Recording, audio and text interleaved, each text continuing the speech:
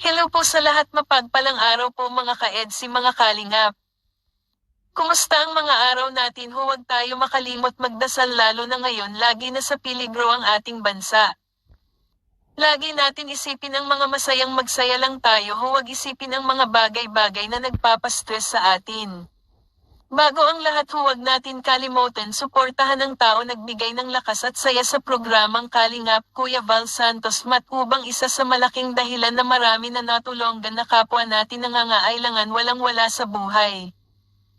Suportahan po natin sila araw-araw para lalong lumawak, dumami pa ang kanilang matulungan. Kuya Val Santos Matubang, Kalingap Rab, Ma'am Edna, kung hindi dahil sa family Matubang, hindi natin makikita at masubaybayan ang mga tao nagbigay sa ating kaaliwan, wala tayo mapaglilibangan, wala tayo mapapanawd at wala rin tayo mapagkukuhaan.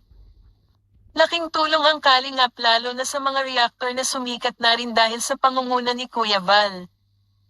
Magpapasalamat din tayo sa mga mabubuting sponsor dahil malaki din ang kanila mga natulong. Sana lagi kayo bless sa inyong mga kabutihan sa kapwa nangangailangan.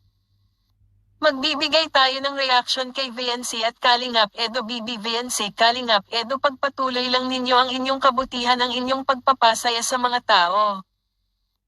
Kagaya namin sa ibang bansa, masaya kami nakikita kayo, sobrang kaswitan lalo na sa inyong kakulitan VNC at Edo. Hopang hindi kayo magsasawa, hindi magbabago sa isa't isa, lalo niyong pagtibayin ang inyong samahan o pag-iibigan sana habang buhay na kayong dalawa, walang iwanan.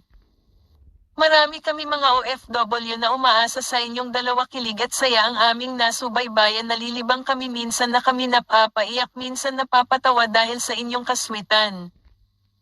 Tulad ng sinabi mo dito sa video ito, sana walang magbago at sana kayo hanggang sa huli ni Kalingap Edo. Huwag kayo maghiwalay, huwag mag-away, lagi kayo magbigayan at magkaintindihan.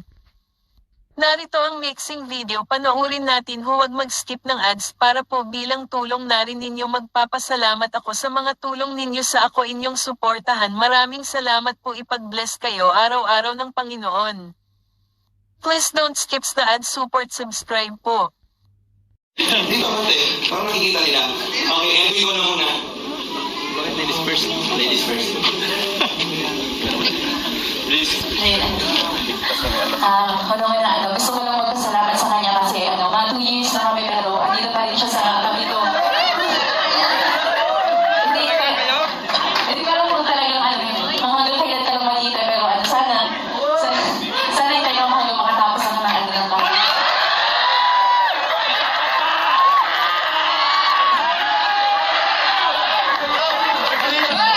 Ang message ko lang isa.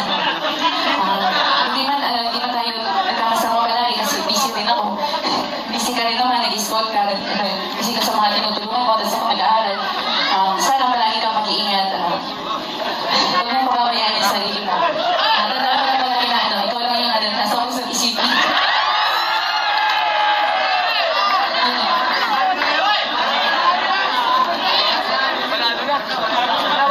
Sa akin, yun nga sabi mo, 2 years na tayo.